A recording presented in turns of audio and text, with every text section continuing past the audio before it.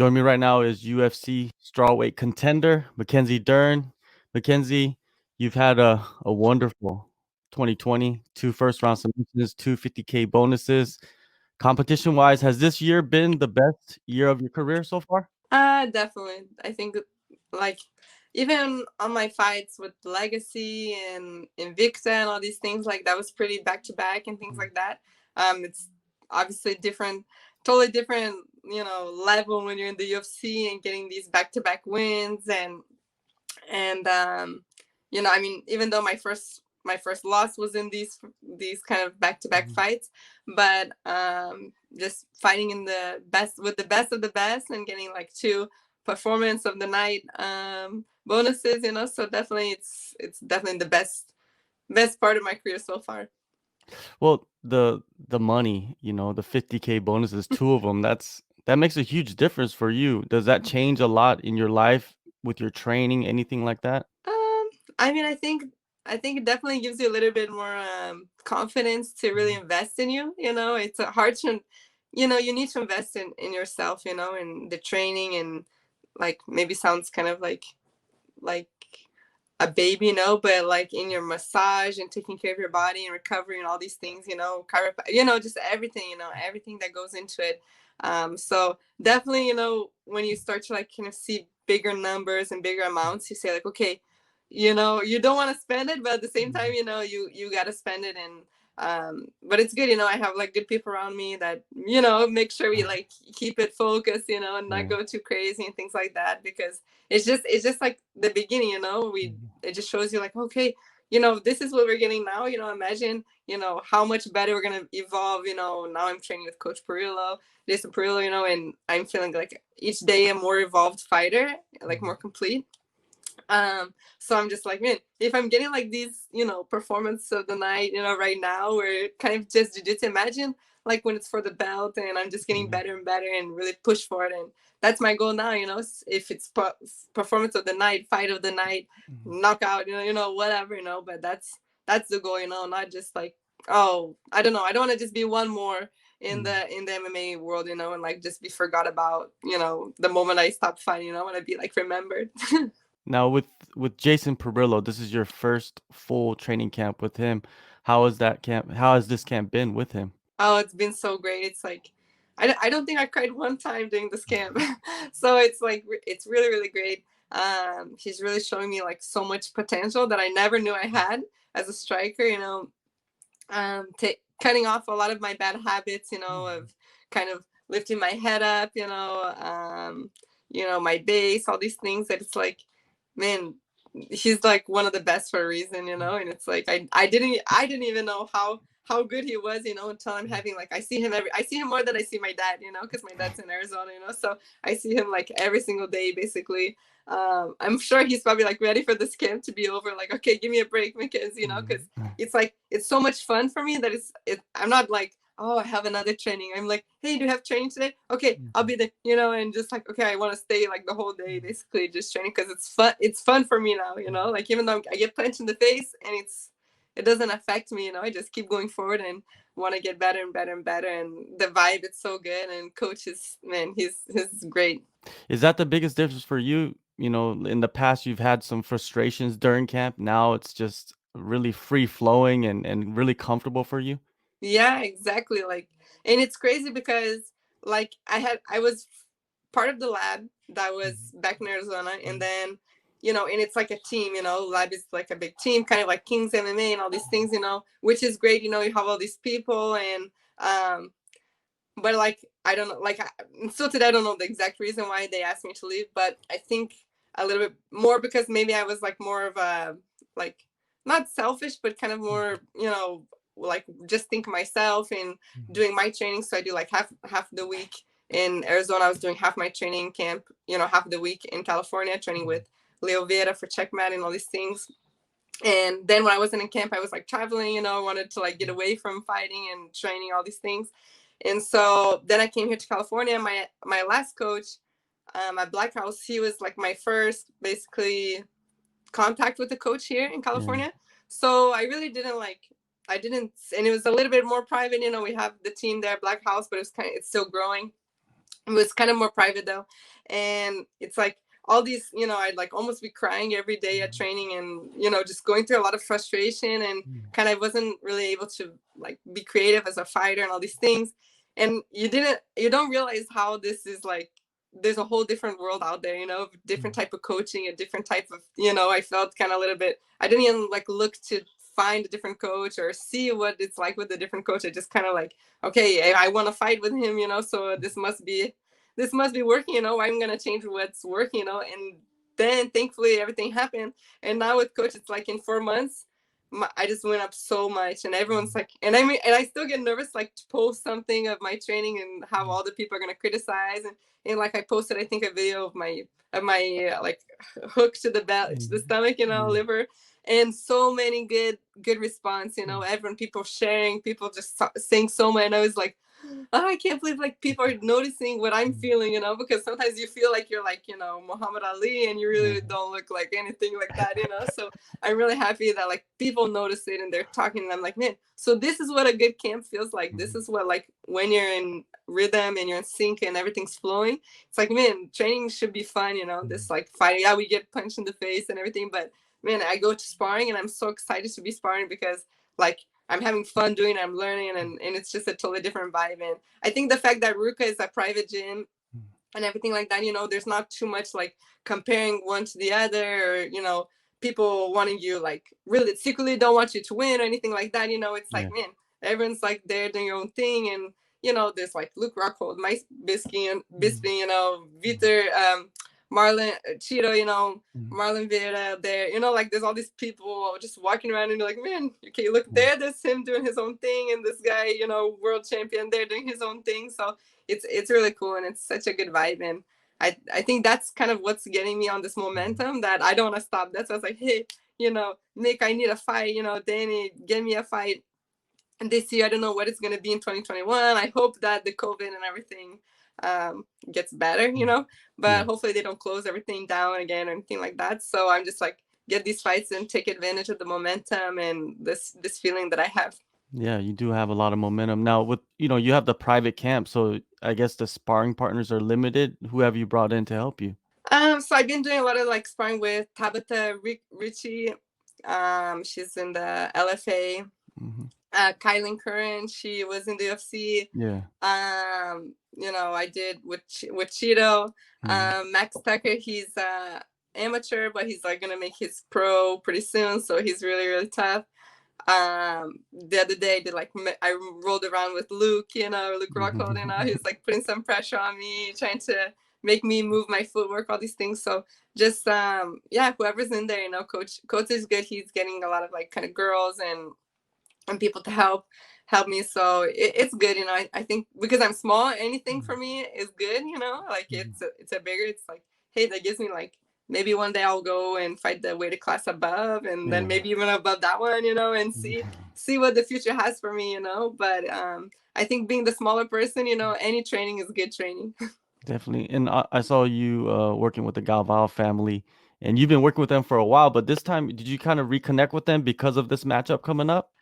Definitely. I mean, I think because like I usually do my wrestling with Bubba Jenkins, and then this camp, just because she's more of a jiu-jitsu girl, I really wanted to make sure my jiu-jitsu is like on point. And when I'm here, like I said, I'm seeing Coach Perillo every day basically, so I've always, Angelica, Andre, they're my some of my best friends, Angelica's my best friend. So I always like jiu-jitsu wise, I always like, train with them, stuff like that.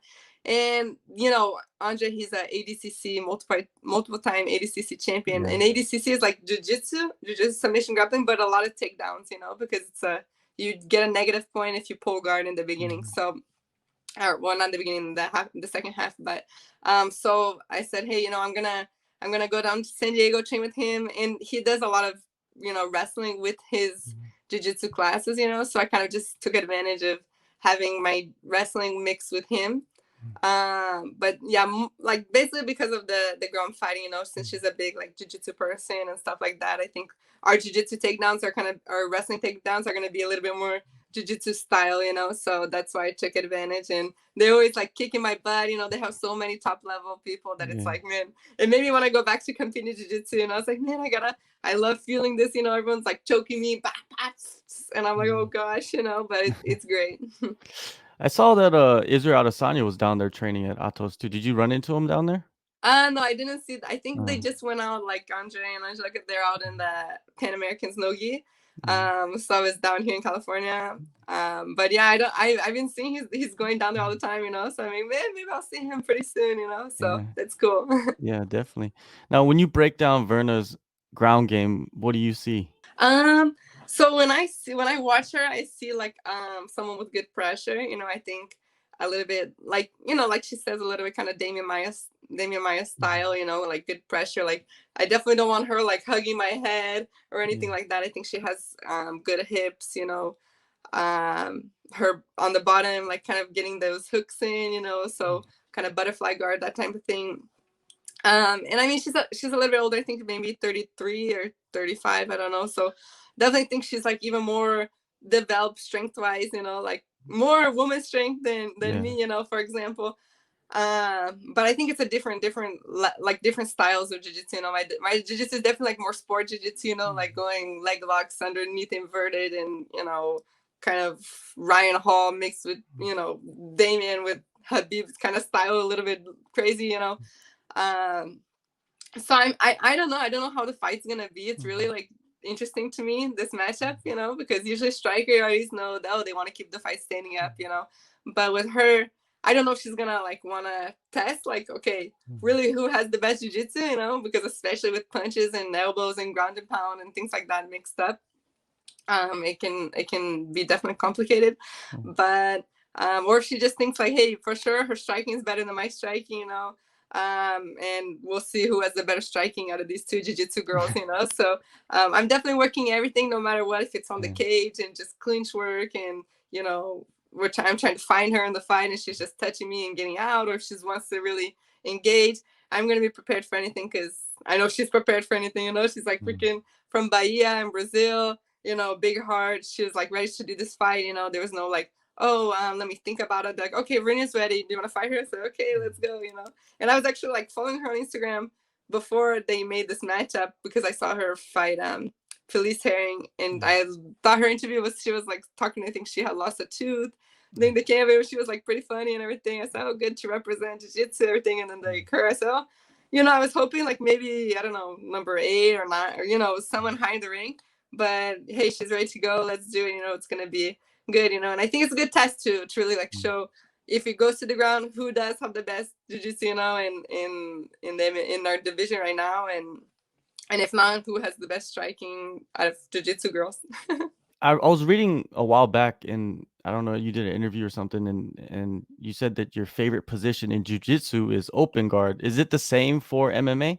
Yeah, I definitely like, for me, the open guard is just so many opportunities. You know, it's like we have omoplata, triangle, armbar, go to the back, knee bar, and heel hook. You know, so many different things that it's like, and it's really hard for the person on top to be in the right space, you know, or you're like too in, you know, and then you kind of get tied up, or you're too far out and then you leave opening for like, you know, leg locks and all these things. So I like open guard. Definitely something like that. My coaches, they always like, okay, try not to fall on bottom, you know, like if we get takedown or something, because I know a lot of judges and stuff, maybe they see the fight, and it's definitely not a position I want to end up on the bottom, like when the round finishes or something like that. It doesn't look good. But if I have time to work and I can do some elbows or something too from the bottom too, you know, then definitely I'm not like gonna do everything I can to like stuff the takedown, you know. You know, they're expecting, there's expectations in this fight because of your guys' backgrounds, and they're like, oh, there's gonna be sick transitions, crazy scrambles, near submissions, and possibly a submission. Do you see the same, or do you think like, I'm gonna go out there and knock this girl out? I mean, I definitely think like if a knockout comes, will be like unexpected. You know, I don't think like she's expecting me to like have any like really get her to the knockout, you know. But yeah, I'm expecting her to take to the ground. You know, I think she'll take to the ground, and I just don't know. I think more maybe take to the ground and maybe stand back up and Mhm. kind of get points that way. Mhm. But I see it like this fight has so much potential to really be like people what they expect, like submissions and maybe going to the back and having some good defense and scrambles and all these things, So since she's more of a pressure fighter, definitely a little bit more skirmishy, like in the trainings Mhm. and everything, and working on getting out of those dangerous positions. But I don't have a problem to stay standing up too, so we'll see. It's so Yeah, hard. It's really hard. definitely. Well, that video that you put up that you mentioned earlier of you hitting mitts and ripping to the body, that looks that looks scary because, especially with that, you have power. You've shown that in the past that you could clip girls and they'll go down, especially with that Amanda Cooper fight. That was an incredible, Ooh. finish right there. Yeah, I mean, it's funny because like I was saying like, oh man, I I used to like see these girls like the champion like Weili Zhang Mhm. and Joanna and all these Rose and Jessica Batistaca, all these girls, and man, they're striking, Michelle Waters, on these girls, like they're striking so good. Like I have a long way to go until I can like hang with them standing up, if I can't take them down or something. And it's like now with Coach Perillo, it's like I really see like potential to be there sooner than later, like okay, it's not that far away, like I'm not saying I'm gonna be like out strike them, but I'm gonna be able to hang with them, and I saw like Wendy Zink, she posted her doing the same one, and I Yeah. showed to my coach. I said, "Man, did you see that? Like, because he's been working on that with me, I said, Mhm. "Man, may one day I'll get there." And even Dana White, I think, reposted it and everything. I said, "Man, one day I'm gonna get there." I said, "Oh, you're there," and I said, "Come on, coach, whatever, And then the next day he went and filmed and I saw and I said, "Man, I'm gonna post.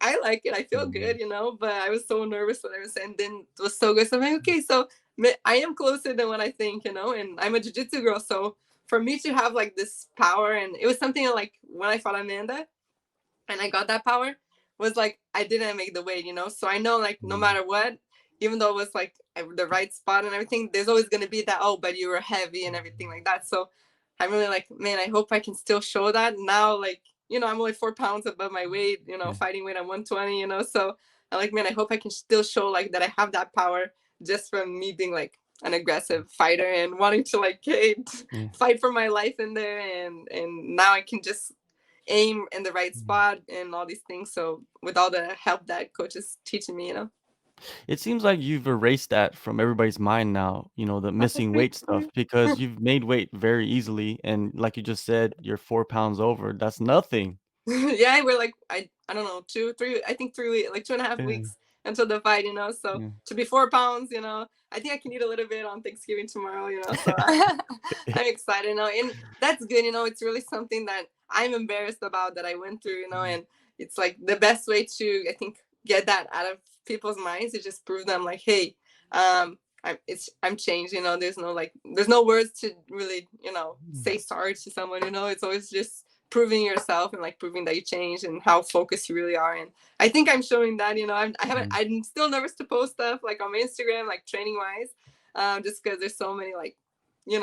critics, all these things. But I think people can tell like just from the vibe and energy that I'm giving, and from the fights and everything like that. Like, oh no, she's focused. She's definitely a different person than that like girl that was just fighting to like, go and party after. You know what I mean? It's like, hey, I'm a Definitely. mom, I'm a woman, like I'm mature and focused, and this is like I want to do this for the belt, the champion now, not just to have fun. The same night, at UFC 256, Angela Hill will face Tisha Torres, two girls that are very close to you in the rankings. Both of them, they're great fighters. When you look at this fight, how do you see this fight playing out? Yeah, like so before I think I was number 14. I think I ended up going like to number 11 because of the other like all these people fighting, all the other. So when since my last fight when I beat Randa, I think I went to 14. Yeah. And I think Tisha and Angela were like 8 and 9 or something like that. I was like, oh, okay, they'd be a good fight. And so I saw their fight before. I think Tisha had won, beat Angela, Mhm. and so I definitely think like Angela's, with all the things that she's been fighting so much, and for sure I think whenever you see her fight again and you see how you come back way stronger and things like that. So I think Angela's gonna definitely, um, be a lot smarter in this fight. Not that she wasn't smart in the last fight, but she's gonna know all the little tricks and all these things. So I think Angela's gonna make it a lot harder this fight. And I'm so interested to see like where they'll go in the ranks. If like maybe I'll end up fighting one of them sooner or later. I think it's a good fight. Tisha, she's tough, man. She's small, but like what I think her nickname's the Tiny Tornado. She's like, I was like, her fights like and then get out, and I said, man, she's so like small and fast. It's crazy, and so fit. So I think it will be a good fight. I'm definitely gonna have to work hard to get like a performance of the night with all these great fights on the card. It's like Tony Ferguson, Charles de Bronx, Angela and Tisha. They have so many tough fights. The Daiko and Moreno, they're gonna fight now. So it's like I'm gonna have to really work hard for this. What do you think about Figueiredo? Man, he is a dynamite. Like the same, like he's insane. Yeah, and he has the jiu-jitsu too, which is very dangerous. Yeah, and like, man, like if they don't stop him, he's gonna be like, he's gonna get a momentum and confidence that's like gonna be really hard to stop him. He's gonna be a champion for a long time, I think. Definitely he will be. I wanted to tell you about, because you're all about like breaking records and doing historical things like this. If you're tied for most submissions with 3, right, in the strawweight division, if you get one more, that means you are number 1, like by yourself. You have the record, and then one more finish, you're tied with Andrade and Rose as the most finishes in strawweight history too. So this fight coming up, you can do so much, not just win the fight, but break records, which is amazing because you're so young in your career in the UFC. Yeah, no, definitely that was a surprise, because like, I guess you like kind of forget how raw the strawweight division is, in the UFC. I feel like it's been there for a long time, because I've been seeing these girls fight since I was in Invicta and LFA and all these things, and now I'm in the UFC. Like I'm actually like a very, very little time in the UFC when you think about it, like active time, not counting the year that I was pregnant, but I think I did my first fight in March, fought in May, then I got pregnant, and then I came back like 1 year later, October till now, so almost like a year and a half, that I've been active in the UFC, so the fact that submissions are still like, okay, something kind of new in the division, and like for me at least it's a little bit easier. I know as I go the ranks, it's going to be harder and harder, and people are gonna like study and train their defenses and all these things. But I'm thinking like, man, okay, I just gotta whip out those submissions because that's what I want. I want to break the records, and like I said, Hall of Fame, be remembered. I definitely don't want to get like punched in the face and going through all this for like people to just forget about me like tomorrow. So I'm really excited, and I'm happy that was like a really good surprise. And so, okay, I think we're kind of like the change right now, where it's like kind of the first generation of women, it's starting to like retire or start to slow down a little bit, and we're getting like this new wave of women. So I think I came in at the right time, so hopefully I can set a good good bar standards, good thing, a level, for the future woman to come, and they're gonna like have to really work hard to catch up, Yeah, they're all moving up to flyweight. They're not yeah, almost. I mean, I hope like, hey, I want to be a double division champ too, and everything like that. Like I said, maybe triple division champ, who knows, one day. So we'll see. Yeah, anything is possible. Well, you got your fight December 12th, UFC 256 in Las Vegas. Huge pay-per-view. I believe you're going to be on the pay-per-view part of the card, so I don't know. I hope hope so. Yeah. I mean, honestly, even if it's not the pay-per-view, I think the pay-per-view is going to be so good that being even on the prelim card, and stuff like that, lots of people are going to be already tuned in to watch, and it's the free part, so probably a lot more people are watching that than the pay-per-view part, actually. So either way, I'm just happy to be on this great card and do the best I can and put on a show for everyone. So excited. Thank you so much, Mackenzie, for the time. Yeah, thank you so much for the time. Appreciate it. Take a move in the ring. You can hit me with a